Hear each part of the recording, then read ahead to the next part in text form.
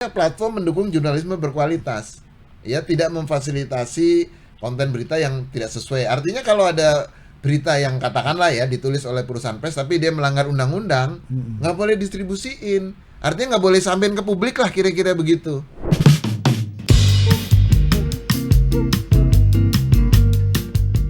Assalamualaikum warahmatullahi wabarakatuh. Jumpa lagi bersama saya Lucky Octaviano, jurnalis Warta Kota. Dalam wawancara khusus kali ini kita kedatangan tamu yang istimewa, yaitu Bapak Dr. Suprapto Sastroatmojo. Beliau adalah Ketua Komite Tanggung Jawab Perusahaan Platform Digital untuk mendukung jurnalisme berkualitas atau disingkat KTP 2JB. Wah, panjang ya. Singkatannya memang nama komitenya cukup panjang. Tapi ada juga yang bilang Komite Publisher Right. Apa kabar, Pak Dokter? Alhamdulillah, Mas Luk, terima kasih nih Sehat. sudah diundang di podcastnya Warta Kota nih. Iya, ini sebuah momen yang penting ini ya gitu. Kira-kira kita bisa didatangi oleh Ketua Komite KTP 2JB ini nih. Iya. Susah ngapalinnya ya Pak Iya, Dokter iya, ya, iya, tapi iya. tapi nanti dari panjangnya nama itu ya, Komite Tanggung Jawab Perusahaan Platform Digital untuk mendukung jurnalisme berkualitas. Iya. Ah, itu apa sih? Ini komite yang ngurusin apa nih Pak Dokter? Boleh dijelasin ya ke kita nih, Sobat Warta Kota nih. Baik, terima kasih Mas Luk dan Sobat Warta Kota. Saya jelaskan dari awal ya supaya nanti nyambung ya untuk ngobrol selanjutnya. Jadi kan di era digital ini kita tahu bahwa bisnis media ya cukup disrupsi ya. Kenapa? Karena memang ada platform digital yang dia menguasai teknologi, dia menguasai jaringan, dan tentu dia juga menguasai distribusi konten ya. Dan ya menguasai sumber daya yang cukup besar sehingga perusahaan pers ibaratnya itu ya kalau bersaing ini cukup nggak seimbang lah karena ini cukup besar, kira-kira gitu. Ada semacam ketidakadilan atau ketidakseimbangan di bisnis media digital ya. Artinya yang satu di satu sisi tumbuh cepat, yang ini jadi ketati-tati gitu Pak. Iya, bukan hanya tumbuh cepat tapi memang cukup besar. Jadi kalau di industri media digital ya, di pers digital kan perusahaan pers memproduksi konten, memproduksi berita ya, betul. baik dalam bentuk teks atau video atau apapun gitu ya. Tapi yang mendistribusikan itu kan ya mungkin di atas 80% itu kan sebenarnya dikuasai oleh platform digital. Ya baik melalui mesin pencari maupun lewat apa istilah orang nyebutnya media sosial, atau dulu ada agregator ya gitu loh. Sekarang udah nggak ada, tapi sebenarnya masih ada, tapi mungkin kayak dulu ada Babe segala macam. Nah, sehingga yang memproduksi yang banyak keluar biaya ibaratnya perusahaan pers, yang kemudian menikmati hasilnya itu perusahaan platform ya, perusahaan platform. Nah, ada ketidakseimbangan atau situasi yang nggak adil kan, nggak fair gitu loh, yang mengeluarkan biaya besar tapi kok tidak mendapatkan revenue cukup besar. Nah, kemudian pemerintah atau negara hadir membuat regulasi. Ya kan, ini diskusinya panjang, lebih dari 4 tahun. Kemudian lahirlah peraturan presiden nomor 32 tahun 2024 tentang tanggung jawab perusahaan platform digital untuk mendukung jurnalisme berkualitas. Ya, nah Perpres 32 tahun 2024 ini ditetapkan oleh Presiden ke-7 Republik Indonesia Pak Jokowi waktu itu pada tanggal 20 Februari tahun 2024 ya. Ini kan diumumkan di puncak peringatan Hari Pers Nasional di Ancol, Jakarta Utara. Nah, di dalam Perpres itu kemudian kan perlu ada lembaga ya kan yang menjalankan Perpres ini ibaratnya kan. Nah, makalah dibentuk komite. Ya, namanya ya Komite Tanggung Jawab Perusahaan Platform Digital untuk mendukung jurnalisme berkualitas. Memang namanya cukup panjang Mas Luk, sehingga saya maklum juga kalau Mas Luk tadi agak susah Agak gitu. susah juga ngapain. Tapi kemudian disingkat KTP 2JB. KTP 2JB. Orang selama ini lebih mengenal sebagai komite publisher right lah, kira-kira begitu kan. Nah, pertanyaannya apa aja sih tugasnya komite ini? Ya, apakah cuma pengawasan aja atau bisa memberi sanksi atau apa gitu? Ya. Nah, sebenarnya sebelum nanti bicara soal fungsi ya, pengawasan dan soal kewenangan apakah bisa disanksi, saya sebutkan tugasnya komite ini sebenarnya satu, Mas Luk. Jadi memastikan pemenuhan tanggung jawab perusahaan platform digital. Itu tugasnya. Nah, pertanyaannya tanggung jawabnya apa nih? Tanggung jawabnya apa aja kan kira-kira gitu. Iya, nah, tadi kan namanya Perpres itu kan memastikan tanggung jawab perusahaan. Tanggung jawabnya apa aja ya nih kan? kira-kira? Untuk mendukung jurnalisme berkualitas. Jadi di pasal 5 Perpres 32 tahun 2024 di situ disebutkan bahwa perusahaan platform itu wajib mendukung jurnalisme berkualitas dengan dengan ada 6 poin yang harus dilaksanakan.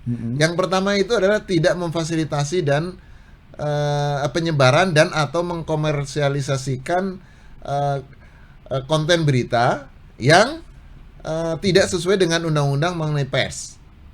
Ya, setelah menerima laporan melalui sarana pelaporan yang disediakan oleh perusahaan platform digital. Itu yang A nih ya. Jadi dia tidak boleh mendistribusikan atau mengkomersialisasikan kalau ada berita yang katakanlah sudah ini berita ini melanggar undang-undang pers, kira-kira gitu ya. Nah, itu kan siapa yang menilai ya itu ranahnya Dewan Pers karena ini konteksnya adalah media pers, media jurnalistik. Oke, yang kedua tadi kan yang pertama kan tidak memfasilitasi penyebaran dan atau tidak melakukan komersialisasi konten berita yang tidak sesuai dengan undang-undang mengenai pers. Betul. Dan dia harus menyediakan sarana pelaporan, untuk mengetahui bahwa ini ada lapor nih berita ini tidak sesuai. Dia harus sediakan sarana pelaporan. Yang kedua, kewajiban yang kedua sebagaimana diatur dalam Perpres itu pasal 5 adalah memberikan upaya terbaik untuk membantu ya memprioritaskan fasilitasi dan komersialisasi berita yang diproduksi oleh perusahaan pers. Jadi dia harus membantu memfasilitasi dan mengkomersialisasi. Ya artinya mungkin kalau ada iklan atau membantu mendistribusikan kontennya supaya sebarannya luas gitu kan. Nanti kan dampaknya kepada revenue perusahaan pers. Ya. Tentu ini konten ini adalah perusahaan pers yang kontennya yang berkualitas kan, karena kita kan menujunya ke situ. Iya kan kita payung besarnya adalah jurnalisme untuk Perpres untuk mendukung jurnalisme berkualitas. Kalau yang nggak berkualitas, yang tidak sesuai dengan undang-undang nggak boleh. Kan di poin A ya, itu tadi kan urut kira-kira begitu. Yang di kewajiban yang ketiga atau yang B itu adalah memberikan perlakuan yang adil kepada semua perusahaan pers dalam menawarkan layanan platform digital. Jadi nggak boleh nih perusahaan A dikasih begini, diem-diem perusahaan B begini, nggak adil, ya kan? Jadi asas keadilannya tetap ada. Nah, sebelum jauh nih Pak Dokter, yang disebut platform digital itu apa sih? Boleh sebut namanya gitu? Nah, kalau sekarang namanya ada.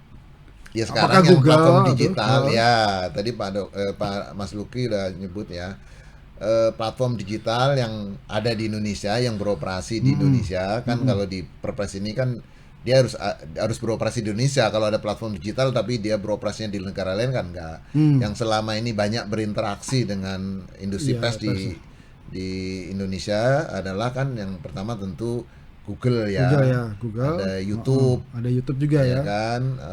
Nah Google dan YouTube kan satu rumah lah ya, satu rumah besar itu kan. Ya. Lalu kemudian yang ada grup Meta itu kan Facebook, ada Instagram, ada Thread, terus kemudian percakapan itu grup WA ya. Yang lainnya lagi. Kemudian ada TikTok itu juga termasuk ya, itu masuk juga karena kan media juga banyak menggunakan itu kan untuk distribusi berita pakai TikTok juga kan gitu. Dan kita lihat di aplikasi TikTok kan juga banyak konten-konten berita yang di-share di situ kan. Dan kemudian X atau Twitter lah dulu kan. Twitter, memang dia nggak ada perwakilannya, kantornya di Indonesia Nggak kita ada? punya ada di Thailand atau di mana waktu itu udah kita ketemu karena mereka ke Indonesia, komite udah pernah ketemu. Dan kemudian ada snack video kan. Ya, snack ada video. juga ya. Ada juga ya. Jadi itu tuh ya yang ada di. Nah, yang selama ini kita menjalin komunikasi dengan perusahaan platform tersebut lah ya. Karena memang yang kita lihat selama ini banyak berkaitan dengan pers di Indonesia, kira-kira begitu. Nah, nanti tentu ke depan kita juga akan melihat platform AI juga, perusahaan AI juga, ya, kira-kira begitu. Iya. Nah, bisa saya lanjutkan ya? Silakan Pak. Oke, Soalnya tadi biar sobat Warta juga tahu nih. Uh-uh. Yang platform digital itu yang mana sih? Apakah Iya. bener ini? Tadi kan sudah Pak Dokter udah bilang tadi bahwa ada iya. Google, ada Iya, grupnya iya. Meta, ada grup. Silakan Pak Dokter. Tadi kan yang Takut ke keburu lupa C, nih.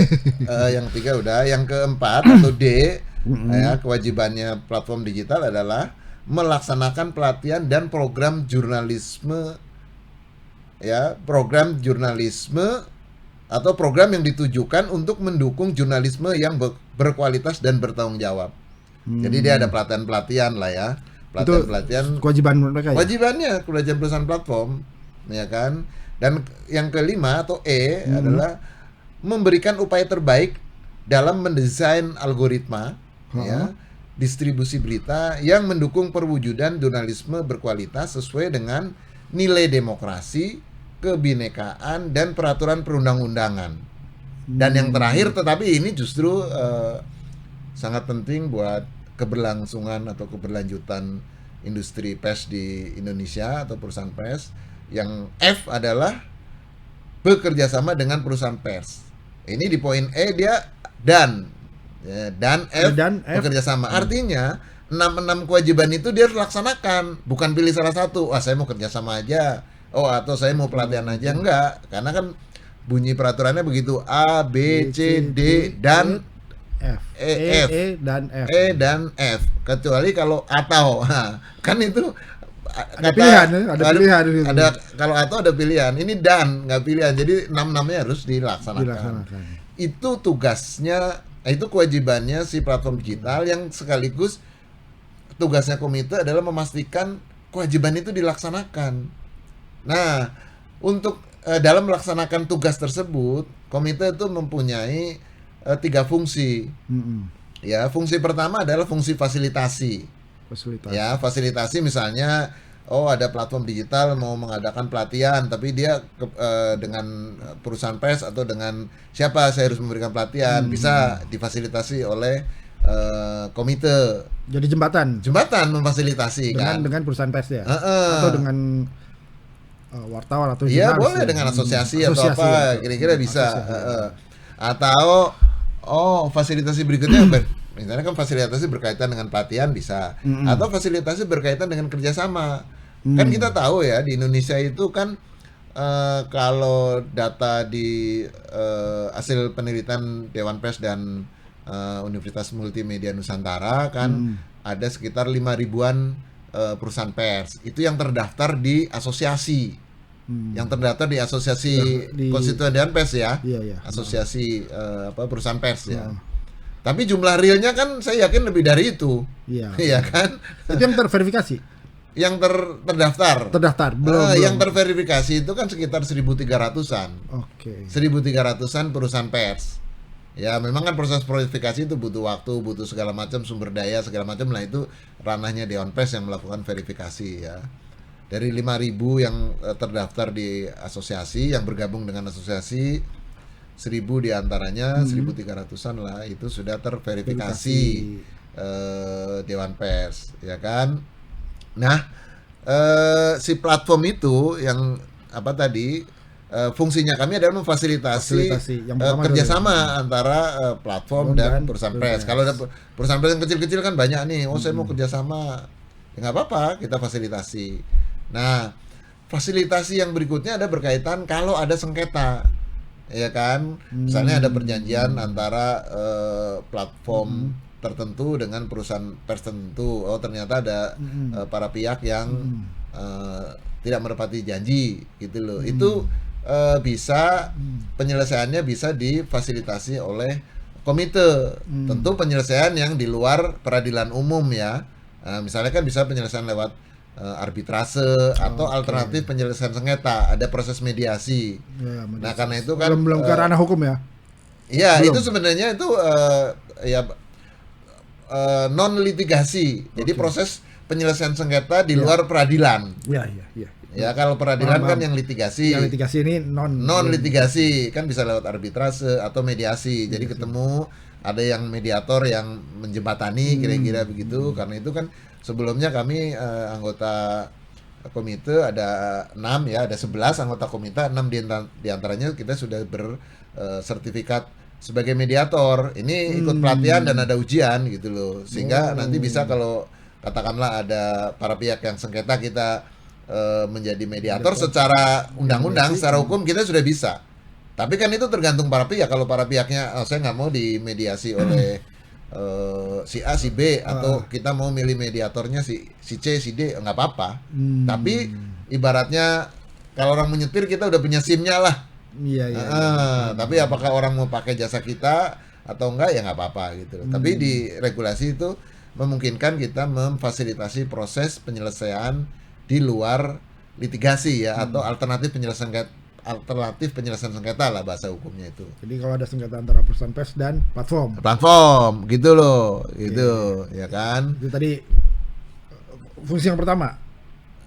Enggak, fungsi fasilitasi. Ya, Jadi fasilitasi itu ada 2 ya. fasilitasi berkaitan pelatihan atau kerjasama, atau fasilitasi berkaitan penyelesaian sengketa. Oke. Ya kan. Nah, fungsi yang kedua adalah fungsi pengawasan. Ya kan? Iya. Karena kan tadi kita tahu ada beberapa kewajiban di yang harus dijalankan oleh perusahaan platform yang kita harus awasi dijalanin atau enggak. Misal kan soal kewajibannya untuk tidak menyebarkan atau mengkomersialkan konten berita yang tidak sesuai dengan undang-undang pers setelah menerima laporan melalui sarana pelaporan. Kita awasin tuh, dia punya sarana pelaporannya enggak yang membedakan antara produk jurnalistik dengan non jurnalistik. Karena ini konteksnya kan kita ngomongin soal produk jurnalistik, soal pers ya, produknya pers. Nah, kita awasin dia dalam menjalankan kerjasama itu adil apa enggak, misalnya begitu, transparan atau enggak, kan kira-kira itu ada fungsi pengawasan. Jadi pengawasan terkait pelaksanaan kewajibannya tersebut, ya kan. Nah, dan yang fungsi ketiga ya ada namanya fungsi rekomendasi. Sebenarnya rekomendasi itu ibaratnya outputnya lah. Kalau kita hasil memfasilitasi, hasil mengawasi, kemudian kita memberikan membuat rekomendasi. Ada fungsi rekomendasi. Rekomendasi ini ditujukan kepada siapa? Kepada Menteri Komunikasi dan Digital Republik Indonesia atau Menteri Komdigi. Kenapa Menteri Komdigi? Karena memang Menteri Komdigi lah sebagai regulator di platform digitalnya. Ya. Terus apa kalau misalnya nggak menjalankan bisa dikasih sanksi nggak? Ya sejauh ini memang di Perpres itu sebenarnya kita tidak sanksi yang diberikan langsung secara regulasi memang tidak ada. Karena itu kita bentuk sanksinya ya kita mengajukan kepada menteri lewat rekomendasi. Ya sanksi atau penghargaan lah. Kalau platformnya bagus kan kita bisa rekomendasikan juga kepada pemerintah dalam ini lewat Menteri Komdigi agar platform ini sudah mematuhi regulasi, kasih ini dong reward lah. Bentuknya apa ya itu monggo aja kira-kira gitu. Nah begitu juga kan sebaliknya, ya kan. Ya sanksi berikutnya ya tentu karena ini kita memfasilitasi untuk kepentingan publik ya kita sampaikan ke publik. Ini loh perusahaan platform seperti ini kira-kira gitu. Itu kan sebenarnya bentuk sanksi meskipun secara regulasi kita nggak bisa langsung memberikan sanksi mencabut izinnya atau apa. Kita bukan di situ ranah ya. Karena kita harus diatur lewat gitu kan. Nah itu Mas Luk. Jadi tadi sudah jelaskan ya apa itu komite, tugasnya apa dan fungsinya apa. Ya kira-kira gitu. Dan kami tentu dalam setahun inilah ya, setahun lewat beberapa bulan gitu kan, karena memang mulai periodenya waktu itu kan di bulan September ya, tapi kemudian kami mekanisme untuk pelaporan untuk pemberian laporan itu kan di di awal tahun ya, Iya. setelah akhir tahun selesai kita melakukan evaluasi, melakukan penilaian, melakukan apa namanya memverifikasi laporan yang ada, baru kemudian kita membuat laporan, kira-kira begitu. Laporan ke publik apa yang sudah kita lakukan, kira-kira begitu. Nah, Pak Dokter, sebelum jauh, tadi Pak Dokter udah nyebut laporan ke publik. Nah, ada kata publik di situ, Pak. Nah, sebetulnya apa sih kayak kaitannya apa namanya publisher right ini dengan kepentingan publik? Artinya, apakah ini cuma untuk berlaku untuk perusahaan pers aja atau ada kaitannya dengan publik? Artinya apa sih yang apa jadi buat kepentingan publik itu apa ya gitu? Artinya kaitan publik dengan perusahaan pers, kemudian platform digital dan sebagainya itu di mana letaknya nih? Ya, pertama kan gini ya Mas Luk ya, bahwa pers itu kan sebenarnya bekerja untuk publik kan. Iya, iya. Ya. Pers itu menulis berita, menyampaikan informasi segala macam itu tanggung jawabnya itu ke publik ya. Nah, jadi memang tanggung jawab pers itu cukup berat. Nah, kita atau komite itu ibaratnya diberikan tugas seperti yang saya sebutkan tadi, memastikan pemenuhan 6 tanggung jawab platform agar mendukung jurnalisme berkualitas. Kenapa jurnalisme berkualitas itu menjadi penting? Karena ini berkaitan dengan kepentingan publik. Jangan sampai publik itu dicekoki dengan informasi-informasi atau berita-berita yang tidak sesuai ya. nggak sesuai, nggak bener, melanggar undang-undang, melanggar kode etik segala macam. Segala macam. Ada hoax, kira-kira Iya, gitu. iya. Ya, jadi kita juga minta pers itu memproduksi konten berita atau karya jurnalistik yang berkualitas. Karena itu kan kita tadi bicaranya Iya.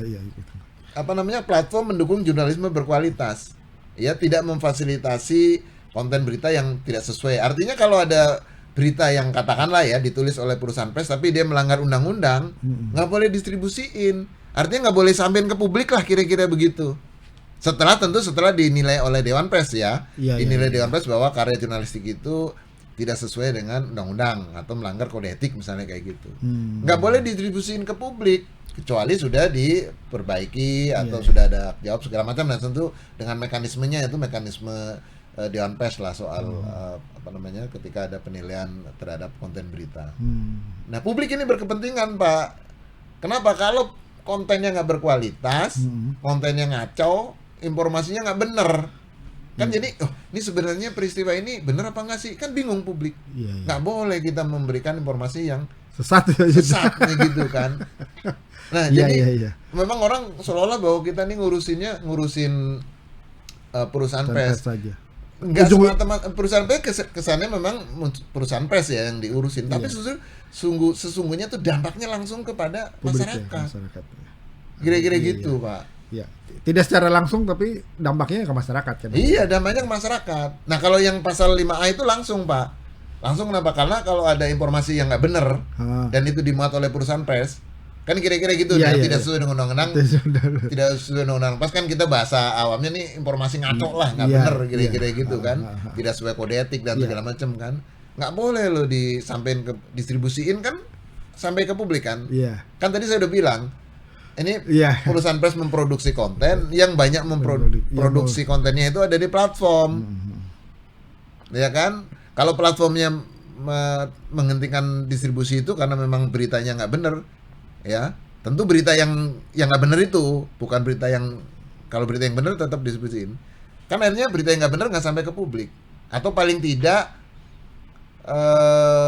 sebagian besar publik lah, karena bisa jadi ada publik yang mengakses langsung ke website si media atau perusahaan pers atau pers tertentu misalnya gitu, tidak melalui platform. Tapi kan kita tahu lah sekarang orang mendapatkan informasi kan sebagian besar melalui platform kan, lewat mesin pencari atau lewat jejaring sosial atau lewat agregator yang tadi saya jelaskan itu, Pak Luki. Jadi ya memang ini sangat berkepentingan dengan kepentingan publik. Karena itu komite ya sangat serius supaya platform digital melaksanakan kewajiban sebagaimana dimandatkan melalui pasal 5 Perpres Karena Anda sesungguhnya kalau melaksanakan kewajiban itu Anda bukan sekedar apa namanya melindungi perusahaan pers supaya tetap sustain, supaya tetap berkelanjutan, sehingga dia bisa memproduksi konten yang berkualitas. Tapi yang lebih penting adalah Anda juga akan melindungi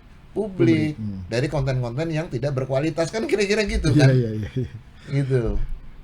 Jangan sampai nanti generasinya jadi generasi hoax lah gitu ya. Generasi hoax iya, gitu loh. Nah, tadi Pak Dokter disebutkan tadi membuat laporan. Nah, kemarin baru saja komite membuat laporan ke publik ya di kalau nggak salah di Dewan Pers ya, di gedung Dewan Pers ke publik. Nah, di sana saya baca sekilas saat ini komite menilai dari kewajiban-kewajiban itu cuma kalau nggak salah 2 ya yang baru dijalankan dan dinilai inian mereka tuh masih rendah lah, dinilai masih rendah. Itu gimana Pak Dokter?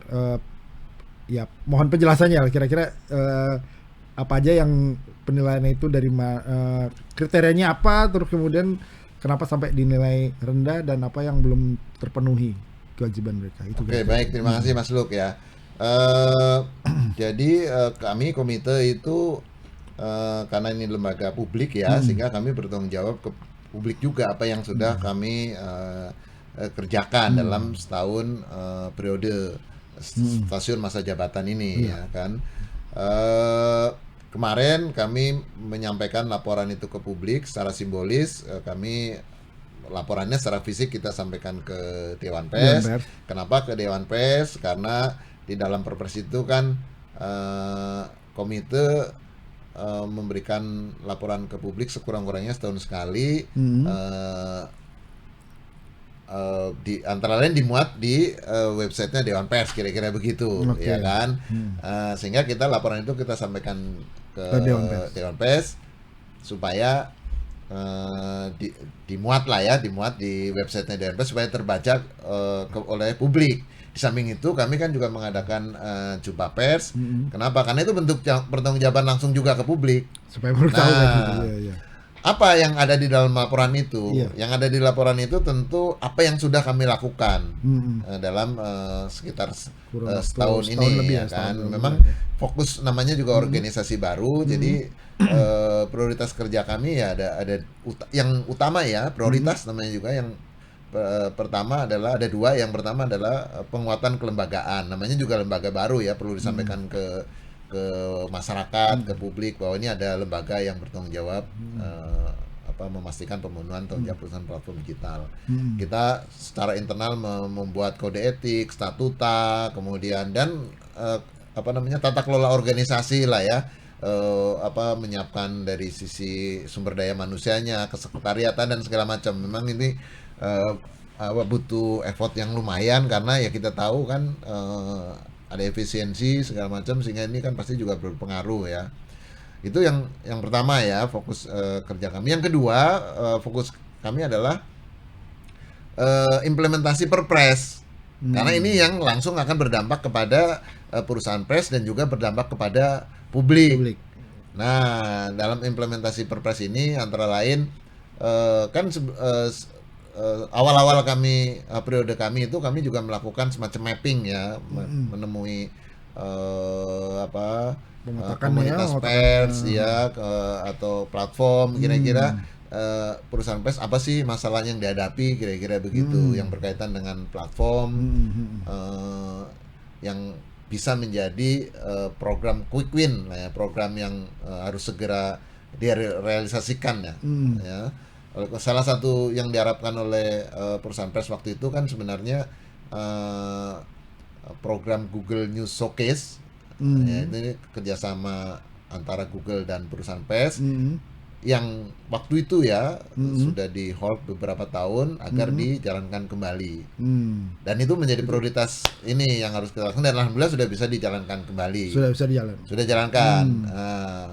Nah, kemudian kan tentu kita dorong juga platform untuk melaksanakan program-program lainnya ya, yang ya sebagaimana yang tadi saya sebutkan udah diatur di Perpres itu yang 6 kewajiban tersebut. Nah kemudian di samping itu juga komite kan punya beberapa inisiatif kegiatan yang tujuannya adalah bagaimana untuk mendukung keberlanjutan media. Yang terlain kita mengusulkan revisi Undang-Undang Hak Cipta, terutama pasal 43 yang berkaitan dengan karya jurnalistik. Karena di pasal 43 itu kira-kira disebutkan bahwa karya jurnalistik itu bukan termasuk hak cipta yang perlu dilindungin hak ekonominya. Sehingga orang siapapun ya boleh ngambil asalkan menyebutkan sumber berita. Nah, sekarang kan kita tahu kalau misalnya kita ngecek di mesin pencari, udah ada AI tuh yang meresume berita-berita itu. Ya kan, kita ngetik keyword tertentu, ada AI yang meresume berita, tapi dia ngambil dari sumbernya dari mana-mana, dari perusahaan-perusahaan pers. Kan nggak fair ya, ini perusahaan pers yang bekerja keras membuat artinya ada hak cipta berita, itu, ada unsur hak cipta kan. Iya, ini ada perusahaan AI atau perusahaan mesin pencari yang ngambil buat resume, dan dia pinter lagi, resumenya lebih cepat dipahami gitu kan, daripada beritanya sendiri. Dia mendapatkan benefit, yang bekerja di sini yang mendapatkan benefit di sini. Nah, ini kita usulkan kepada lewat Kementerian Hukum ya, karena revisinya kan yang menangani pemerintah di Kementerian Hukum, supaya itu karya jurnalistik berita itu juga termasuk dilindungi, masuk karya cipta yang harus dilindungi ya. Nah, itu selain tentu ada program-program inisiatif lain, misalnya kita mengadakan media Sustainability Forum atau MSF 2025 yang di situ kita bicara tentang keberlanjutan media. Nah, di samping itu yang tadi kita memastikan pelaksanaan tanggung jawab ya. Nah, dalam proses tahun ini kita ada interaksi tentu dengan perusahaan pers, ya kan, dengan perusahaan platform. Di akhir masa, maksudnya setahun itu di bulan November, karena ini kan kita sudah punya pedoman yang menjadi rujukan dalam penilaian kepatuhan lah ya. Karena ada kewajiban kepatuhan, berarti kan kita harus nilai nih patuh apa enggak. Kewajiban pemenuhan maksud saya. Kan kita harus nilai dia memenuhi tanggung jawabnya apa enggak.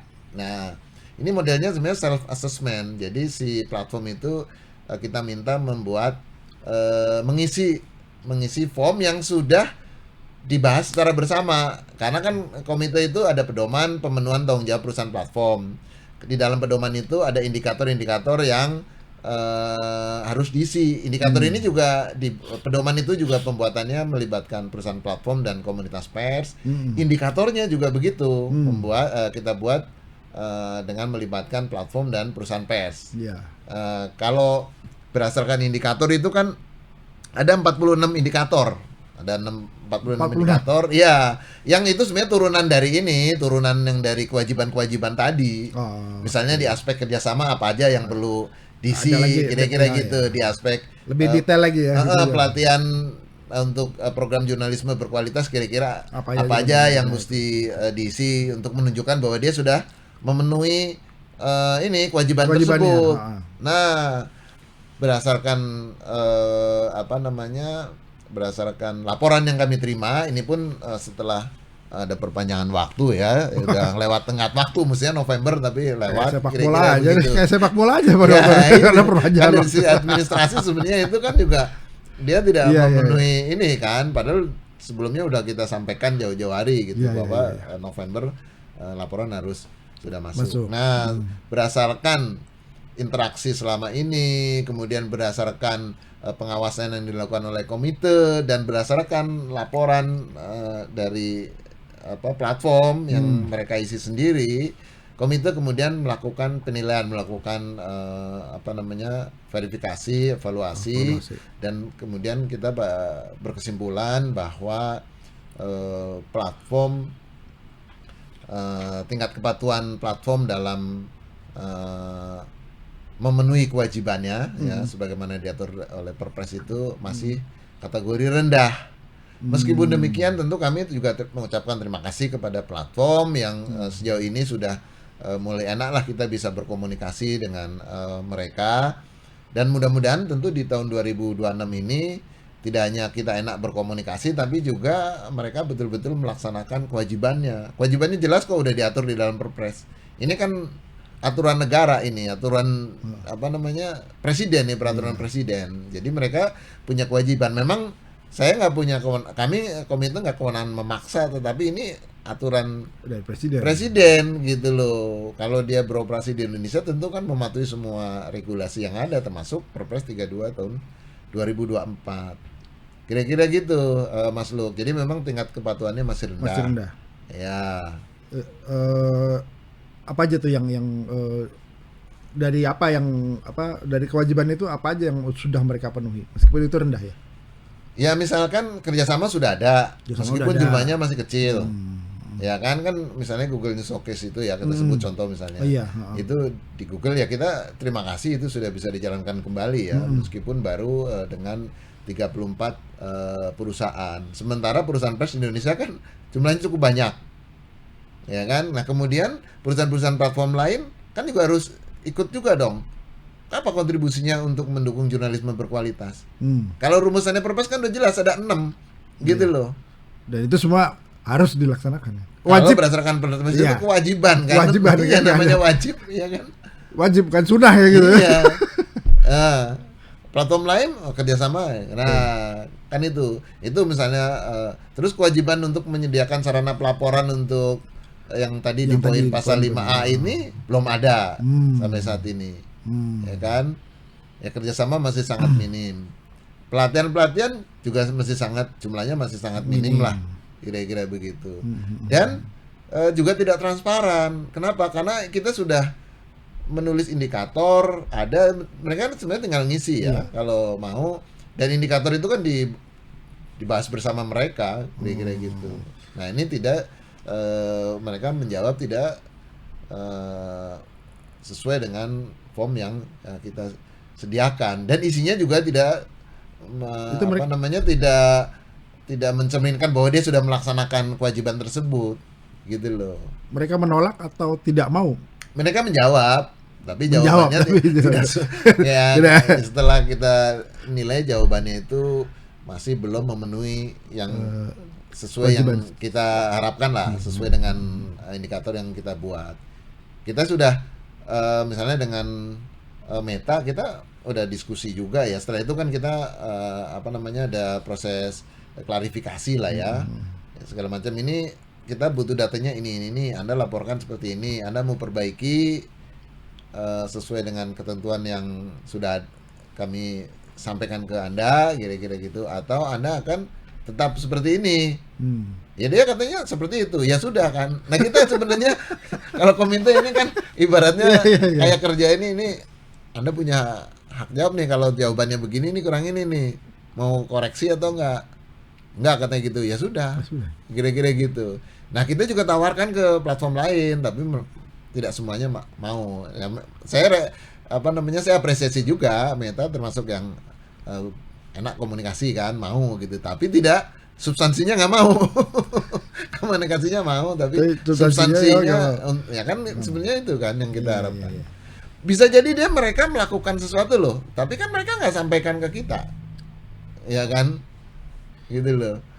Nah dari laporan itu sampaikan Dewan Pers, ada rekomendasi ke ada kami artinya ke ya lewat Dewan Pers tentu ya kan, rekomendasi tentu kan tadi ke Komdigi atau apa ya. Nah, kalau kami rekomendasi langsung ke menteri. Langsung ke menteri. Kalau boleh tahu Pak Dokter?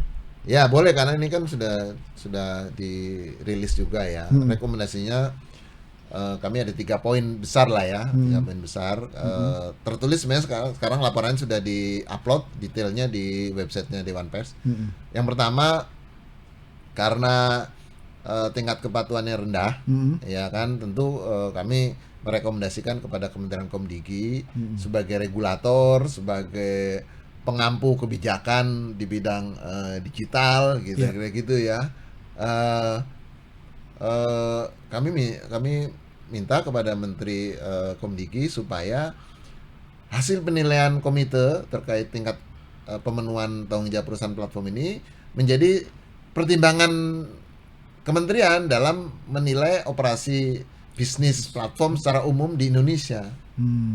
Karena yang mengatur perizinan, mengatur penilaian mereka segala macam kan ada di Komdigi. Ini menjadi salah satu masukan.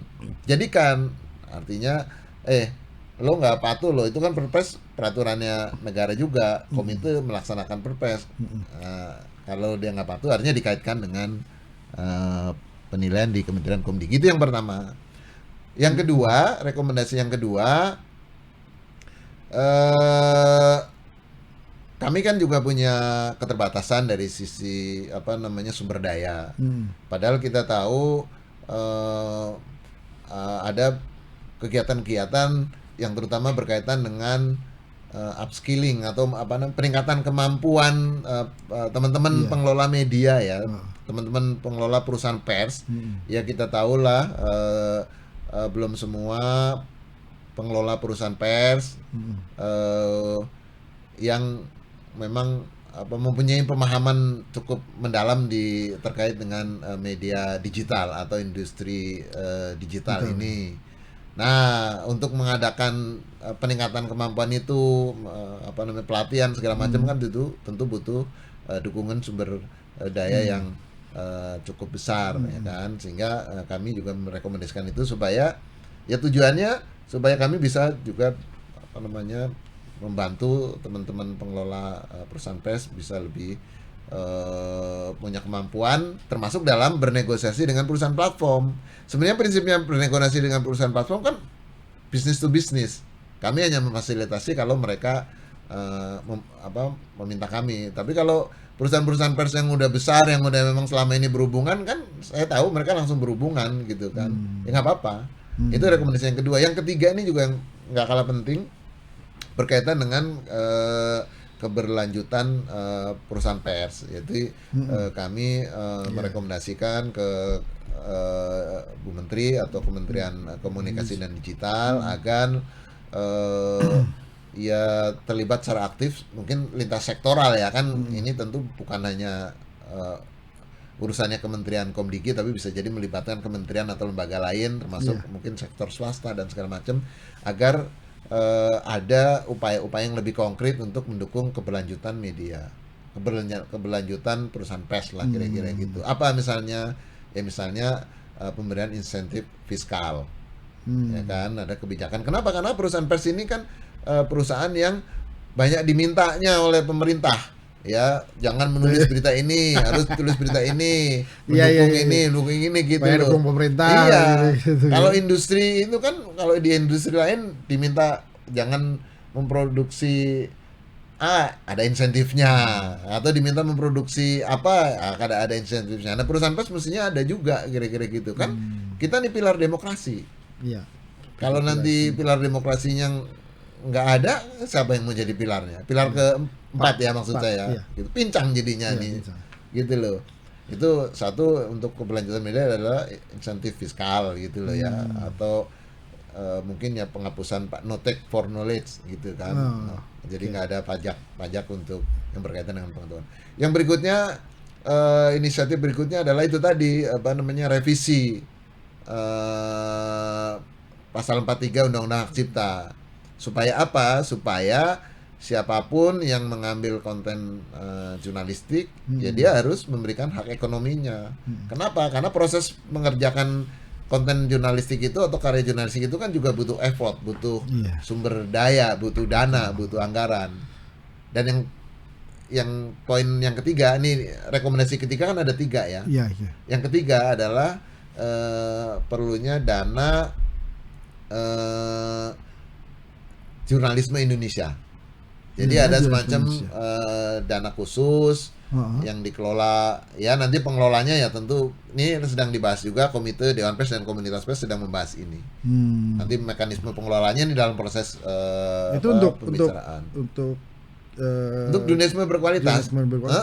Gitu loh. Jadi ada dana khusus untuk mendukung kegiatan yang berkaitan dengan jurnalisme berkualitas. Artinya ada pelatihan apa segala macam. Ya tadi situ. Nanti bisa dananya di situ.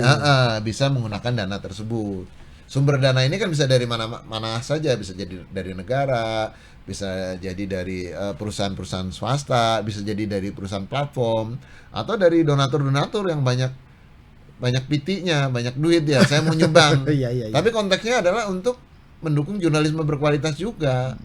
Jadi kalau ada perusahaan-perusahaan pers yang memproduksi berita-berita yang nggak benar ya nggak masuk dong. Oke. Kan kita, kewajiban kita kan bagaimana mewarnai publik dengan konten-konten yang berkualitas. Oke. Kira-kira gitu Pak Lucky. Oke, menarik sekali. Ya. Masih banyak yang bisa diulik sebenarnya, Pak Dokter. Cuman karena keterbatasan Ya. waktu, mungkin kita stop dulu Iya. sambil bikin Sobat Warta Kota penasaran. Apa sih kemudian? Masih banyak pertanyaan saya. Iya, bisa kita sebetulnya. lanjutkan lagi. Ya, Mudah-mudahan nanti kita lain cari waktu yang kita pas. cari waktu yang pas, kita kulik lagi. Karena masih banyak hal-hal yang paling tidak di saya ya, banyak pertanyaan-pertanyaan. Nanti bisa ngobrolin soal algoritmanya. Betul, itu yang kayak gitu itu juga mau ditanya tadi. Cuman kayaknya butuh waktu ekstra tuh, algoritma, terus kemudian tadi yang terakhir juga menarik, dana jurnalisme Indonesia. Iya, Itu iya. apalagi nih. Nanti Kalau kelamaan nanti bosen Sobat Warta Kota kan. Oke, Pak Dokter, terima kasih penjelasannya. Semoga ini bermanfaat buat Sobat Warta Kota dan penonton lainnya. Nanti kita jumpa lagi di podcast berikutnya, ngulik lebih dalam tentang yang berkaitan, hal-hal yang berkaitan dengan komite tanggung jawab perusahaan platform digital untuk mendukung jurnalisme bertanggung jawab. Berkualitas. Oh, iya. Kepanjangan tapi gampangnya KTP 2JB. Jadi untuk ke depan nanti kita ulik lagi. Makasih banyak Pak Dokter. Oke, sama-sama Mas Sampai Bro. jumpa di lain waktu. Sehat selalu. Baik, pemirsa Warta Kota, demikian tadi perbincangan kami dengan Ketua Komite Tanggung Jawab Perusahaan Platform Digital untuk mendukung jurnalisme berkualitas. Itu KTP 2JB dengan Pak Dr. Suprapto Sastro Atmojo. Sekian, kita jumpa lagi di lain waktu. Terima kasih. Jangan lupa subscribe, share, dan komen. Baik, Assalamualaikum warahmatullahi wabarakatuh. Waalaikumsalam warahmatullahi Terima kasih, wabarakatuh. Terima kasih. Mantap. Download Tribun X sekarang. Menghadirkan lokal menjadi Indonesia.